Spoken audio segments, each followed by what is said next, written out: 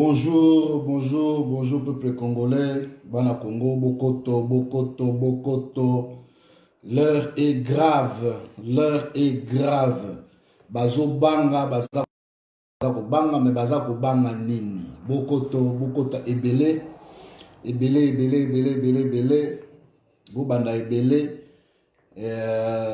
Vous partagez vidéo, vous partagez. L'heure est vraiment grave. Ma solo, betama, vous partagez, vous posez ma question. Nazali awa pona pour répondre à ma question na bino. Vous partagez vidéo, vous partagez. Vous benga bami bakota. L'heure est grave, Azako banga nini. Balobaki état de droit yango to koti mais bazako banga nini botuna ba question la bino ba répondre bino président du Sénat à lobby vice-président à l'Assemblée nationale, notre étudiant national, l'étudiant G1 hors bandélation pour la troisième fois G1 a été abîmé à lobby après si ba vie nae en tout cas ben élève à prof mbata ba lobby mo ebele. Belève à prof Bochab pe toye siko koloba. Toye koloba mais azako banga nini. Elo kama bezate bako banga nini.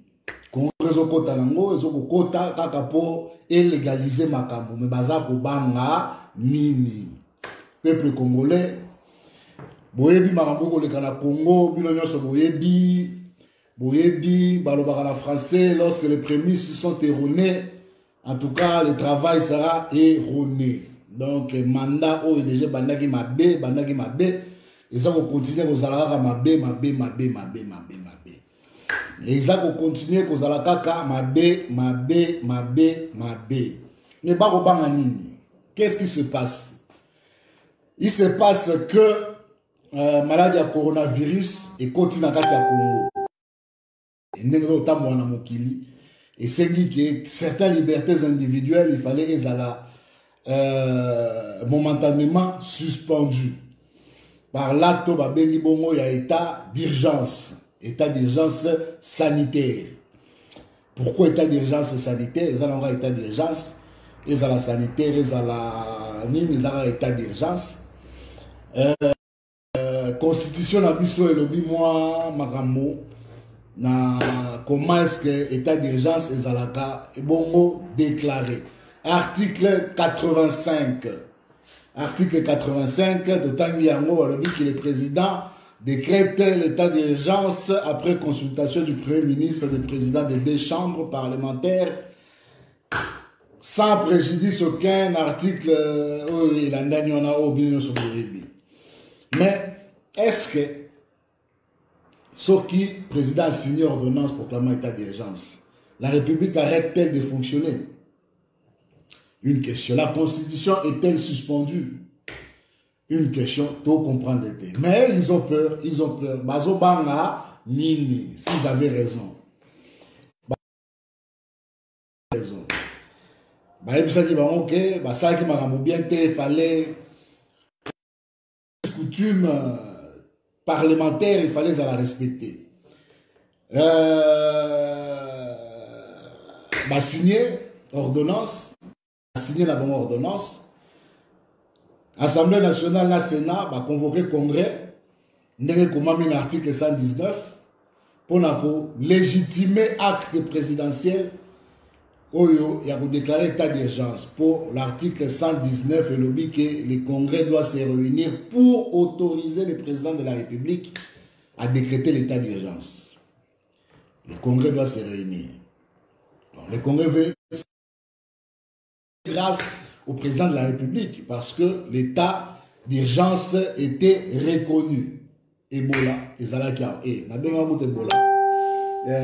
coronavirus, vous comprenez le confinement. Constitution dans la matière. Pourquoi baza kobanga? Botuna mituna na bino na répondre na biyano na bino. Je suis disposé à répondre à vos questions. Donc en tout cas, vous partagez vidéo, vous partagez, bah tu vas côté belé et peuple congolais aeba qu'est-ce qui se passe baza kobanga nini big rouge yo moto tenir big rouge moza kobanga nini obungi modèle faisant big vert te big vert pe na autoritaire to de biso big noir ya na mo problème te to de biso big noir baza kobanga nini peuple congolais baza kobanga nini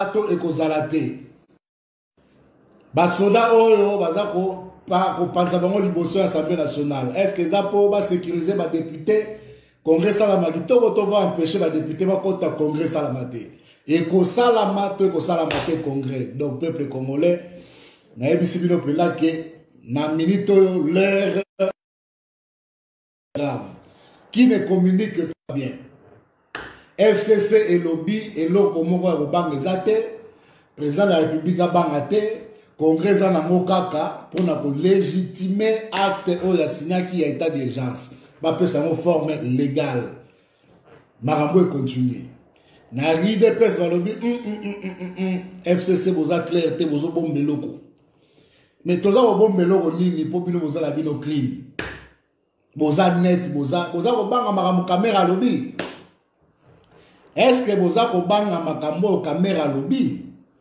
yango bolingi congrès salama te caméra alobi nini bandeko na biso makambo eza ebele na pena na posa na partager mais na partager na bakongolais ebele bozala ebele bokota partager makambo na nini na koloba mbongo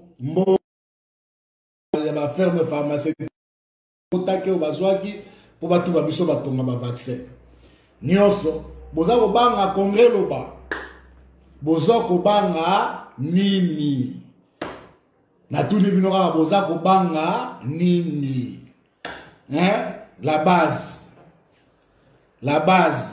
alobi bo retirer signature na accord ya Nairobi bo retirer banga nini toali apo na mituna na bino bao bakobanga batuna mituna na bino nyonso tokorépondre na mituna na bino bana idps kozala calme Fachim dans la big rouge bobanga nini atimbi big rouge bobanga te tamu momba lobi ne kaka baodie congrès mabunda lobi baokena bao congrès bobanga article wana mabunda lobaki te bobanga te bozala calme bozwaki na bino mbongo na firme pharmaceutique te bosignaki na bino botuba biso batonga soki ya nini vaccin oza ya nini ya kinini soki ya vitamine bozwaki na bino bambongo te 100 jours bosalaki yango baso de moute ezomonana baprince ezomonana en tout cas bandako préfabriqué ezomonana tolanda yango mpena na Facebook tomona bafoto en tout cas tout est ok na paradis ya président de la république mais boza kobanga nini na congrès pour preuve matérielle eza nango te caméra epa alobi nini likambo te boza kobanga nini en tout cas lelo na ye awa peuple congolais mpona partage na bino historique ya makambo ndenge eza kosalama basepeli ke bato bakokende baboloko basepeli ke bato baboloko mais nani aza kokanga bato nani aportaki plainte makambo elekaki ndenge nini nani akosambisa nani afongoli porte ya baprison donc en tout cas balobaki na bango ezalaki faci beton tobeteli maboko mais bakobanga nini donc première question garçon de valeur to répondre nanu la question na alobi nini logiquement la constitution nous dit que le premier ministre est le responsable de l'action du gouvernemental alors pourquoi Fachi a-t-il ordonné la gestion des mairies motuna kitoko article 91 de la constitution alinéa 2 et lobby que le gouvernement conduit la politique de la nation. En tout cas, ndeko garçon de valeur aux en a raison. C'est le gouvernement. RDC, dans système politique, c'est le gouvernement qui conduit la politique de la nation. Mais, je comprends, il était hyper présidentiel à Fachi, l'équipe à Sarkozy. Lobby avant-hier, dans cette discussion, on a l'équipe dans le cabinet président de la République. Abimi Selinga livre à François Hollande. Nena Zalaki kokumisa action ya prédécesseur na c'est-à-dire Sarkozy na hyper présidentialité na on comprendre que Moussou président de la République a matière et pas à Sarkozy mais constitution na biso bien que ça n'a calqué sur le modèle français et ça n'a pas moins changement et belé vis-à-vis à histoire politique ya mboka na biso constitution ou la constitution na biso a tenaka compte il y a crise en 1960 entre Lumumba na Kasavubu. À ça la sorte de crise wana et bandela lisusu te. Yango constitution na biso atia contre-saint obligatoire na signature ya ordonnance portant dissolution ya parlement. Donc président de la République tant lobby que il peut dissoudre le parlement à cause azata na raison mon côté. Question ya mibale eleki bato ba côté belé na tangi ya mobienté. Donc pourquoi bapesa qui ou aboutissement va projet à 100 jours na cabinet à président de la République. Tout ce maintenant historique et nous le temps tout ça qui na ba discussion na négociation ya Senko IDPS et Zouaki primature. Le premier ministre Falaouta n'a pas discussion entre temps les feux papa Tshisekedi Akoufi atika qui lettre moko wa catholique balobi atika qui lettre qu'est-ce qui s'est passé en tout cas papa Tshisekedi Akoufa qu'il fallait nommer un premier ministre issu de l'UDPS. Le choix a été donc porté à la personne de Bruno Tshibala qui a été Premier ministre au lieu et place de Félix Antoine Tshisekedi Tshilombo. Bakota qui n'a moins crise bango mibale entre Félix Tshisekedi na Bruno Tshibala. Bakota qui n'a crise wane au salamake tango Félix est comme président de la République ne voulait plus travailler avec Bruno Tshibala. Azwa qui ba envie na personnel à côté de l'institution à Bossani que Bruno Tshibala est encore premier ministre investi par le gouvernement. Donc, constitution a la vide juridique, le gouvernement qui est l'émanation du Parlement, le Parlement était encore en place, l'article 103 et 105 de la Constitution dit du mandat de parlementaire ou de député national ou de sénateur que celle-ci prend fin lors de la validation de mandat du nouveau député élu ou sénateur élu. Ça dépend de l'article 103 ou l'article 105. Sikoyo, le gouvernement qui est l'émanation de cette assemblée aussi est pareil, prend fin lorsque un nouveau gouvernement est investi par le Parlement qui est la seule autorité à investir en vigueur en application. Donc, Bruno Tshibala Azala qui est encore Premier ministre, le gouvernement Bruno Tshibala était encore gouvernement de la République jusqu'à l'installation définitive du nouveau Parlement élu et la constitution de la majorité parlementaire d'où allait venir le président de la République. Mais Félix Tshisekedi Tshilombo, président de la République, a sali là qui a envie d'aller personnel, souci d'aller personnel, même avant l'institution, a boya qui travaillait dans le gouvernement, en place le gouvernement Bruno Tshibala. D'où a créé qui n'a besoin de ce gouvernement parallèle, d'où a créé qui article à la Constitution, a créé un organisme, na la présidence de la République, Oyo et comme il gérer Mbongo. Mbongo wana déjà constitution nango eza un peu vatou babendaki mbongo un peu partout na ba caisse ya entreprise na ba caisse ya organisme na partout au mbongo ezalaki y compris alors mbongo oyo gouvernement sortant etikaki na banque centrale na compte ya gouvernement ezalaki na bona 1,6 milliard de dollars. Donc trésor oyo le président de la République entrant à Koutanaki, Nayango. Mbongo a sûrement délapidé pour Mbongo a soutenu la caisse de la Banque centrale. Mbongo a ceci là qui a moins de 100 jours. Mbongo Panzanaki, Lelo, Bakangi, Vital Kamere pour la Maramboana. On reproche à Vital Kamere d'avoir empoché personnellement près de dollars. Ce qui a empoché près de 300 millions de dollars. Et les chefs en ont empoché combien? En tout cas, bala Congo bo panza sangopo et awalepo na kolobela makambo oyo, il y a projet de 100 jours, il y a makambo oyo, il y a congrès et kosala bana Congo bokoyoka réponse est-ce que kosala mate kosala mate ba voisin na limité bakobanga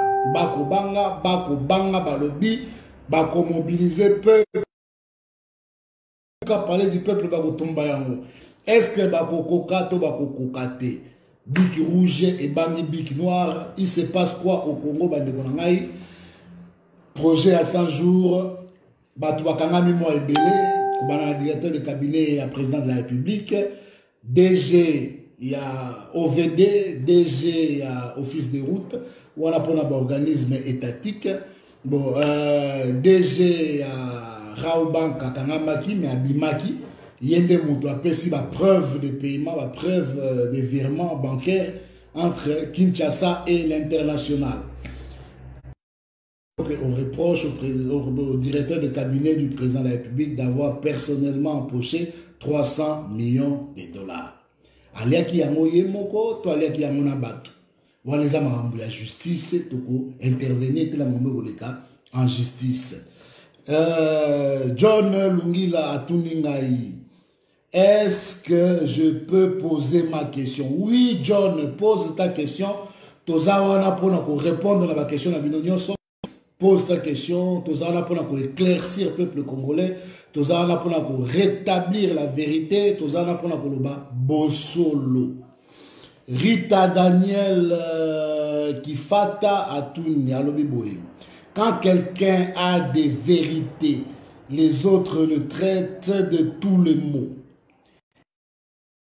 Kabila n'est plus. Que Fachi a osé question te bon affirmation question zali à Ramseniation qui pose et tu le porte-parole du gouvernement, d'où sors-tu toutes ces informations? En tout cas Nazali porte-parole du gouvernement te Nazali Congolais bien averti qui suit la politique interne de la RDC et qui peut donner son avis. Donc question zali est-ce que vous allez congolais vrai vous allez congolais vrai en tout cas bon jugé na éviter ce vous allez congolais vrai li en tout cas na linga Congo koleka 81 millions millions ne batu na linga Congo. Donc est-ce que bolingo na Congo fait des moyens congolais? C'est à toi de juger. Bozo gouverner ensemble. Oui, nous allons gouverner ensemble. Ils allaient une coalition. Mais sauf que la coalition, le gouvernement, ils ont ça la peine ma solo milité. À chaque fois, l'ordonnance portant fonctionnement du gouvernement au Bimam Colonini. Président de la République, Azouaki, 6 mois, tant à Kotaki, pour nommer gouvernement. 6 mois, ils allaient bêler. Na kati ya 6 mois on a violation constitutionnelle salamari moi et belé à chaque fois que le président a violé la constitution, je serai ici pour vous dire que tel jour à telle date le président a déclaré ceci, le président a posé un tel acte et cet acte là est inconforme à la constitution. Donc la violation est moi et belé tant que congolais n'a pas eu bisabino yango. Après 6 mois le gouvernement bima fonctionnement gouvernement est quitté. Donc le gouvernement était handicapé, ne pouvait pas travailler convenablement parce que le ministre ne pouvait pas prendre des décisions. Mais tu vois, le ministre il y a cash, il a droit aux arrêtés, tel que ministre. Il y a intérieur, à ça qui permutation, il y a des généraux qui ont été placés par ordonnance présidentielle à permettre par arrêté ministériel dans un gouvernement qui n'avait pas encore l'ordonnance portant fonctionnement du gouvernement et modalité de collaboration entre le gouvernement et le président de la République. Donc, la constitution de la part du ministre, il y a intérieur. Mais, coalition obligée, à chaque fois en rappelant à l'ordre nos partenaires que l'état des droits veut dire un état où on respecte les textes. Donc ces textes-là ont très longtemps été violés. Je crois que est-ce que yango wana bako banga masolo zalia ya congrès kozala to et kozala te to ko mawana to répondre na ba question bana ya bana mboka o Il y a l'opinion Kabila a coquille qu'on s'est représenté. Ah, bonne question. Mais Congrès, ça n'a pas la maramoté, Kabila, oui, on s'est représenté, toi, oui, on s'est représenté des débats, ils ont relaté. Tant Moukolo, Oyo, Seni, et qu'on bimisa calendrier, et qu'on paie ça avant, bimisa calendrier, il y aura la loi électorale qui sera mise en disposition. Est-ce que ça serait la même loi électorale que eux, même qui sont dans l'élection il y a 2018, tôt, législature, il y a Sika et Oussala, a adapté loi par rapport à un changement au Baromonake et Salama. Mboka nyonso po tambola be senaka moi ba amélioration. Ba o nyonso to mona ki ya mabe les gars qui dans l'élection précédente to bongisa yango par la loi avant que les élections normalement. Proposition on est au Salama soit président de la République et moto au Salama soit le gouvernement après délibération au Conseil des ministres, l'Assemblée nationale. Un des deux chambres de l'Assemblée nationale, du Parlement, l'Assemblée nationale, au Sénat, ou aussi Bisso Peuple, pour occuper ça la proposition de loi déposée à un des assemblées. Il y a possibilité, mais vous voyez, par rapport à la loi électorale, et qu'on a publié bon, avant le calendrier, il y a Seni et Salamapona, Maponami, Oyo et Koya. Il y a tout les sous-soulignes, question. Bokota. Donc, est-ce que le Congrès est Kozala, to et Kozala te? Bokoye ba le sous-soulignes, le président de la République a zui. Bokondina Sika, acte ya liboso anticonstitutionnel ou Salaki à suspendre installation ya Sénat. Vous voyez, sur l'épisode alternance sur Salamaki Bongo na Pétegnon sur les règles sous Kamabe na Makila pour violation de la Constitution très très grave pour empêcher l'institution après élection et se mettre en place. Donc, Makila pendant les règles pour bande ko FCC ou gagner l'élection dans le Sénat, c'est là qui attend mon côté de la République à Kokaki Kanga installation d'une assemblée, surtout que la loi ne lui autorise pas. Quant à l'installation des institutions issues des élections, la loi est claire, la loi fondamentale est claire. Ces assemblées se mettent en fonction automatiquement le 15e jour où c'est déclaré élu après que le cours constitutionnel ait validé définitivement l'élection. Le secrétaire général de cette institution a obligation de convoquer la plénière dans les 15 jours qui suivent cette validation donc des mandats par la Cour constitutionnelle. Donc, il y a un pouvoir qui empêcher l'installation exatée. Mais le président de la République Nabiso a empêché qu'il Sénat et s'installer le lendemain de son élection. Une autre violation, il y a la Constitution. Président et la Sénat, Tamou Mwamba, que le président est allé trop vite en besogne, donc il appartient donc au législateur, à l'organe légiférant, donc l'Assemblée nationale et le Sénat, de rattraper le président de la République pour harmoniser donc la situation.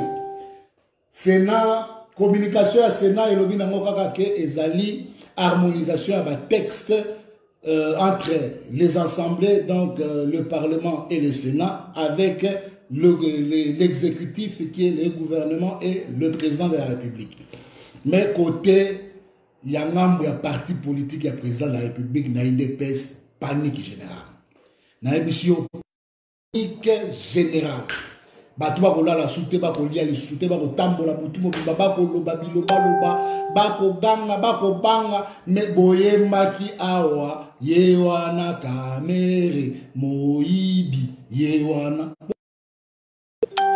l'état de droit bogangaki yango sikoyo panique oyo ezali pona nini bolobi ke congrès ekosalama te parce que président de la République a péquisi rassemblement il y a plus de 20 personnes. Donc, au la basoda, ba bête à massassi, ba boma bailé du peuple. Ah! Il est pèse, mon boulot, la base a dit quand même. Et que ça la matin, je suis là pour répondre à toutes les questions. Bandeko, partager vos quotas et belé, photos à la et belé. Tant le message, oh, il y a tout, il y a pas ma casse et coupé ça ma. Bon partager, bon aimer, bon tirer la bateau. Bakota, parce que on va dire tout ce qui se passe, toute la vérité sera dite. Donc, ne cessez pas de poser vos questions. John Nungi là, vous Tisiko et Kokomate. Bible te pose la mingi makasi mingi donc ndenge na ngoloba wana président qui première violation bongo il y a un texte constitutionnel où le président de la République a violé mais et soukali ya wana te projet du 100 jours ordonnancement du financement des finances publiques. Comme nini mibeko et pesa biso nini ba organisaka marché public.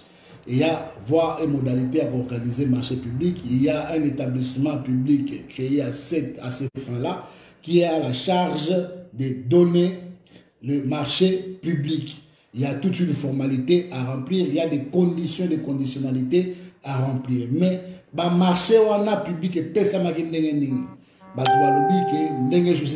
C'était des marchés de gré en gré, ce qui veut dire il y a monogona litoi. C'est-à-dire il y a une société, la société va créer donc il y a eu des sociétés où Salama qui a moins d'un mois les autres le marché public et pas un bon omité, il y a un bon et délai. Après la société on a été coupé ça misala dans la société à solo zalaga basala contre rémunération. Donc bango bazu o babengi to ben on pour boire to ben on commission pour ba texte mikolo ba mo za moi donc la faire dans la justice il faut to banga ko ba mo est-ce que ça commission rétrocommission ni d'autres qualifier on a noté pour justice ne buta ko qualifier mbongo to ben ngo to ben on pour boire pour la mbongo pesa maki to le bagage za pour boire pour na ko tia terme te na mo wana totika justice atia terme nini bakobengela mbongo wana est-ce que ezalaki ba commission est-ce que ezalaki ba rétrocommission est-ce que ezalaki corruption est-ce que ezalaki détournement est-ce que ezalaki vol est-ce que ezalaki braquage justice mutakolo. Mais ce qui est sûr c'est que la présidence de la République, je dis pas le président, l'institution président, il était toujours le président de la République, la présidence de la République, l'administration qui aide le président de la République à fonctionner comme institution. La présidence de la République, ce qui est vrai, et ça là qui les braquages du siècle. La présidence de la République, c'est ça là qui braquage du siècle aux yeux et au nez de toute la République et de la communauté internationale. 1,6 milliard pas en moins de 100 jours. Quand Kabila a commis président de la République, budget à l'État est à 300 000 $. Talamboka n'a pas de problème. Mboka na guerre, Mboka divisé. Les Congo étaient balkanisés. Pour la Kinshasa, au Kisangani, il fallait katisa Braza aux yeux avions. Pas Rwanda, pas Kigali au Mati, pas Uganda au Kiti, aux yeux avions Moussousou, au Yé Kisangani. Ça pouvait prendre 3 jours par avion pour Koma Kisangani. Tant on a pu pour Kende Goma, Pesagé Moko, au Katisi Braza, aux yeux avions, au Kei, pas Kigali, Goma. Donc, les Alaki, pas si Bandegonangaï. Avec 300 000 $, il n'y a pas Mao Kabila Azaki Nango pour organiser ma munyoso. À organiser Bitumba, à longi Bitumba. Ko benga kuta, soza à Kinshasa, il faut benga Bisangani, il faut mettre un code ya Uganda, code postal à Uganda, pena ozaki sous 00243. Il fallait mettre un code à Uganda pour benga Kisangani, pour benga Bunya, pour benga Buta, pour benga Isiro, pour benga na Banania. Donc il fallait pendant obeta code ya Uganda. Pour m'appeler il fallait obeta code ya Rwanda pour obéir. Joseph Kabila Kuti budget à 300 000 $. Abundi na budget wana abundi à Silisi guerre à pacifier mboka, à réunifier mboka, à sangisi batu nyonso, et puis à matisi budget wana, tina 9 milliards, à fouti ba nyongo nyonso à Congo, plus de 17 milliards de dollars et quelques. Donc, disons qu'arrondir na 18 milliards de dollars ya ba nyongo à fouti.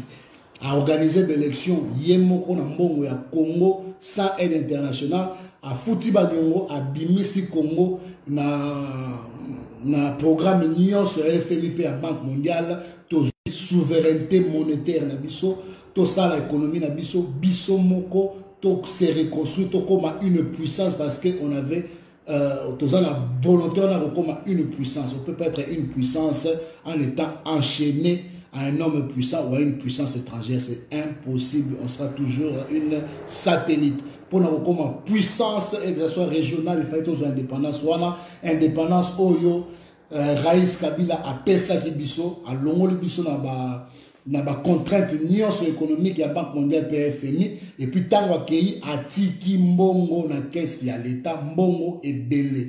3 caisses différentes, caisse de réserve stratégique, caisse de réserve d'échange pour soutenir notre argent qui ne dépendait plus de la Banque mondiale du FMI. Il fallait avoir du liquidité pour pouvoir soutenir cette monnaie.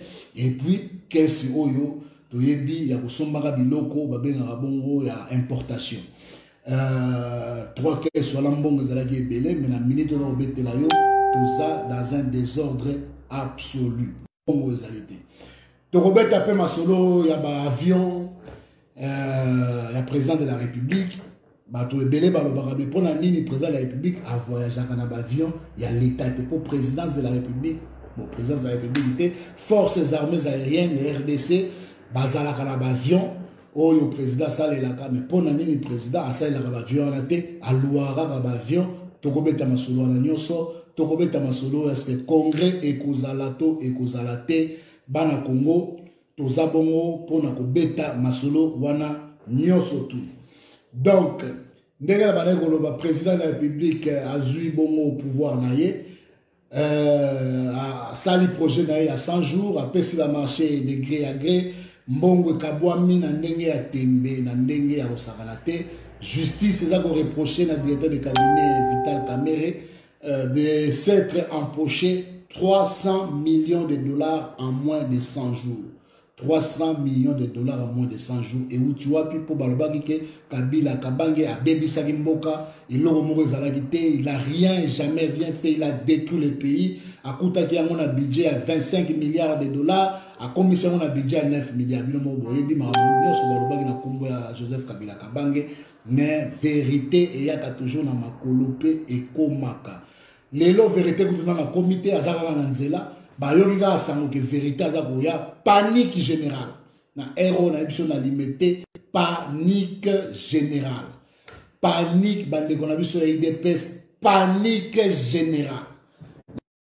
Et ça, na palpite oyo, na confinement pour te kosa. Palpite générale. Bande koba ko banga, balobi bongo, mandat fachesili. Te mandé si dans te bazo légaliser la forme ya état d'urgence bobanga te bala Congo bobanga te congrès kozala te congrès et kozala to et kozala te bakobanga pona nini na continuer lisolo statut juridique il y a directeur de cabinet au lobby dans autant Mwamba, il a aucun statut juridique et même chef d'hôtel a la même statut juridique que le directeur de cabinet. Le directeur de cabinet a un statut juridique mon côté. Ce qui veut dire tout simplement que pouvoir et le directeur de cabinet a un pouvoir par deux. C'est le pouvoir appartient à quelqu'un. Donc, ils ont représenté Moutouana. Donc, à chaque fois que tu poses ta signature, au fait, les documents, la responsabilité juridique de ces documents, ce n'est pas toi qui les portes, c'est cet homme que tu représentes qui les porte. Donc, logiquement, comme la personne du président de la République est inviolable devant la loi, le même immunité devait, logiquement, couvrir celui qui porte sa signature, la même chose de cabinet. Ah, le président de la République a ébagité, azayebaki te ayebaki na ye te mbongo eza kobima na nkombo na ye ayebi te ayebi te ke gouvernement esalaka su te présidence de la république moto esalaka makambo nyonso ayebi te asigné baordonnance portant nomination dans les entreprises publiques de l'État sans le contre-seing du Premier ministre. Président amonaki te ke contre-seing ezangi eleki na télévision asali contre-seing na directeur de cabinet amonaki te eleki na télévision autant barapele ya changé antidaté asali amonaki te ministre ya portefeuille par le niete ordonnance wana ekoleka te et l'équipe était donc maman et l'équipe était si les ordonnances wana ezalaka appliqué parce que ça n'a pas été fait dans la conformité de la loi. Violation sur la constitution par le président de la République, il y a une violation de la constitution par le président de la République, qui est moi ébélé, tous allez avoir pour énumérer en gros, moko, tina suka. Bo, bangate, ko poser la question d'abino, nyoso, nazawana pour répondre à la question d'abino, n'a rien besoin de téléphone, n'a mi balé, pour ezalaka na liboso na ngai pona koloba buzobate. Ça y est, j'ai la constitution avec moi. Voilà. Allez donc aux articles. J'ai donc la constitution avec moi. Je suis là pour répondre à la question de Bino Nyoso. Je suis là pour répondre à la question de Bino. Nyoso.